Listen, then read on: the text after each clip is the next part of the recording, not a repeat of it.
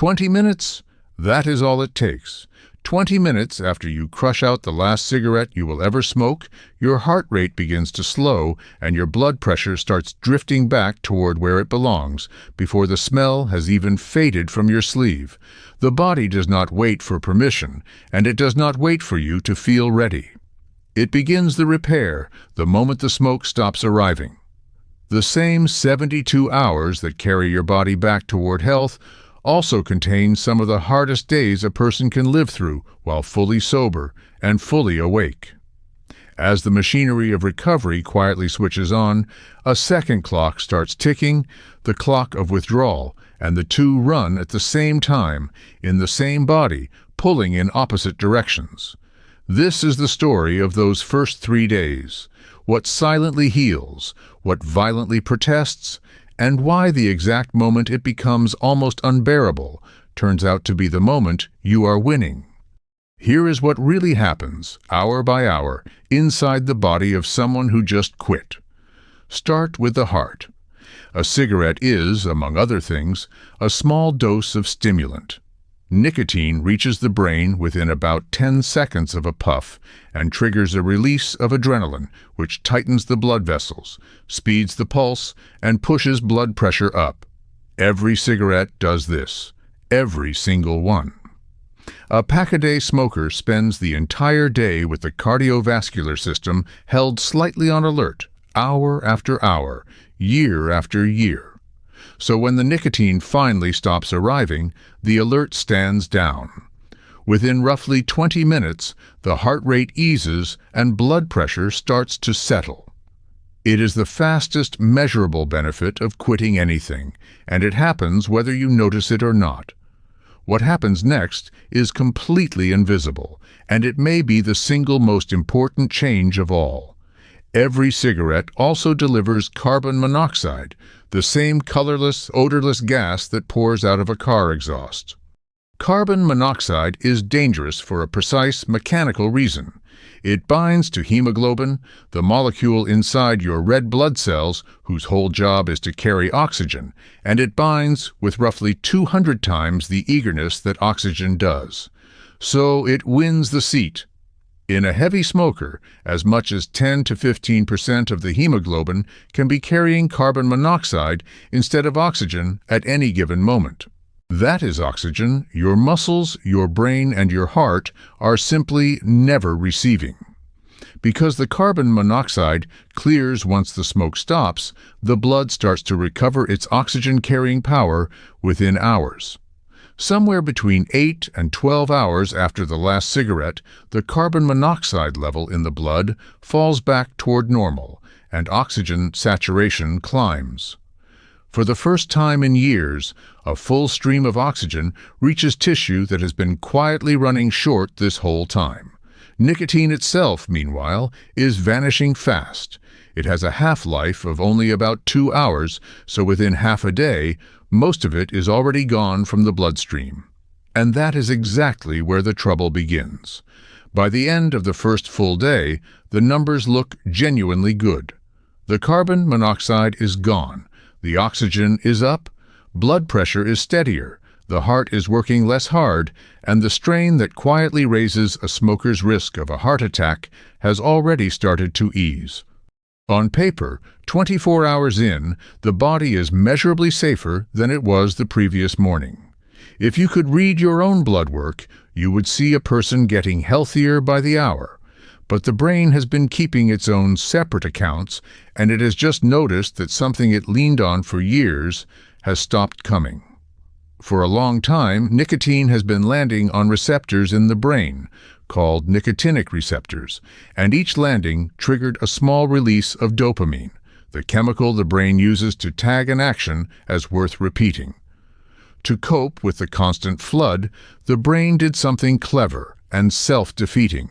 It grew more of those receptors. A long-term smoker's brain is physically studded with extra nicotinic receptors, all of them now waiting for a delivery that will never arrive again. That waiting has a feeling, and the feeling has a name. It is called withdrawal. Around the 2-day mark, Two very different stories are unfolding at the same instant, and it is worth holding them side by side because almost nobody warns you about this collision. On the healing side, nicotine is now completely out of the body.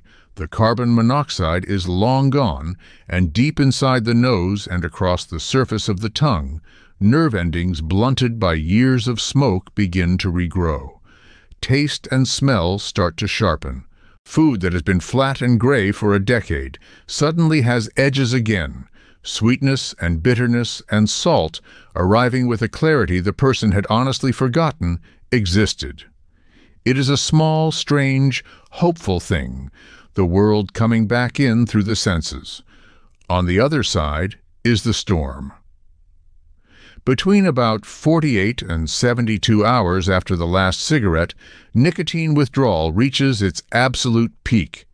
This is the hardest stretch of the entire process, and it is hard for reasons written directly into the chemistry.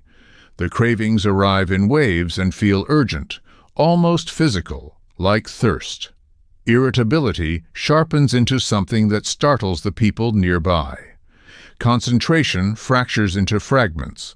Sleep breaks apart in the middle of the night.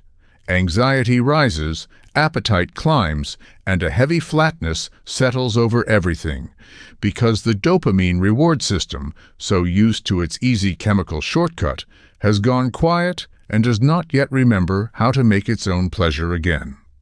Picture the exact shape of it.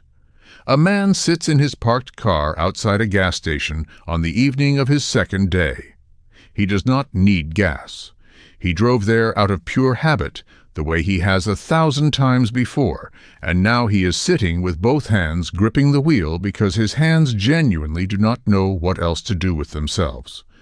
Inside that store, 3 steps past the register, is the one thing that would make all of this stop in about 90 seconds. He knows precisely how much relief it would buy and precisely how much it would cost. He sits there for 11 minutes. Then he starts the engine and drives home. Nothing about that scene looks like victory. There is no music and no finish line. There is only a tired person deciding, one more time, not to move, and that unremarkable, invisible, white-knuckled refusal is what quitting actually is. Not the first cigarette turned down. The 50th. What makes that moment survivable is understanding one thing. The misery is not weakness, and it is not permanent. It is a nervous system recalibrating on a fixed schedule, and the schedule is already running. Cross the 72-hour line, and the body finally offers its first real reward. The bronchial tubes, the branching airways deep in the lungs, begin to relax. Breathing gets easier.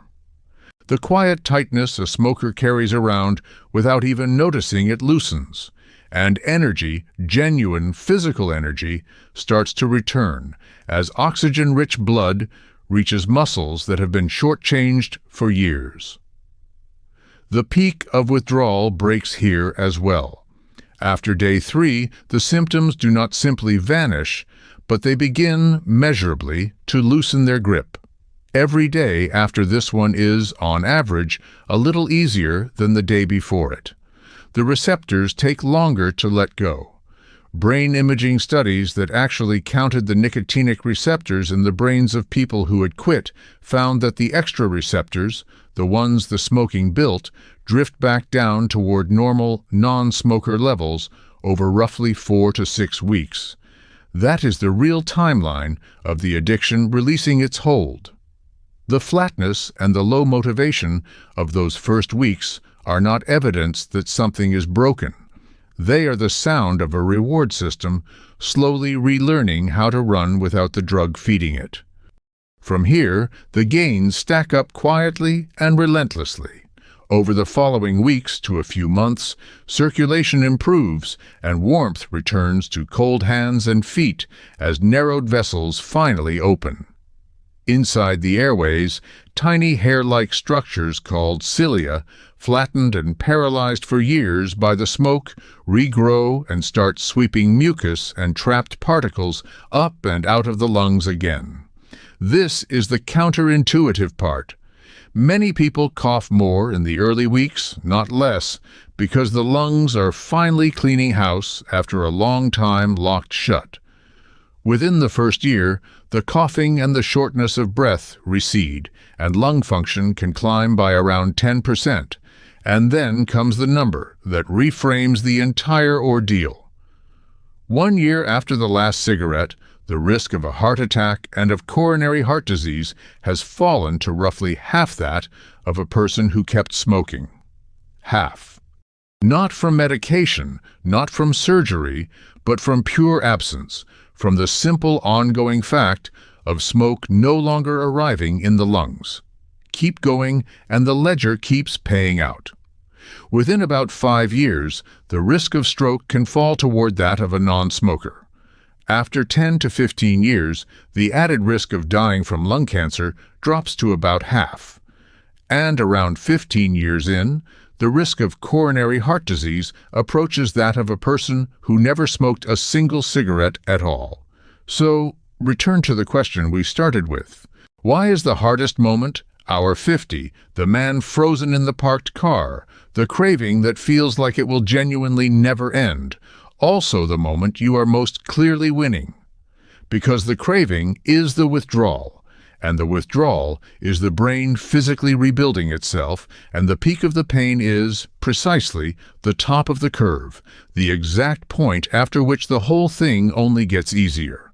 The body started its repair at 20 minutes, and never once stopped.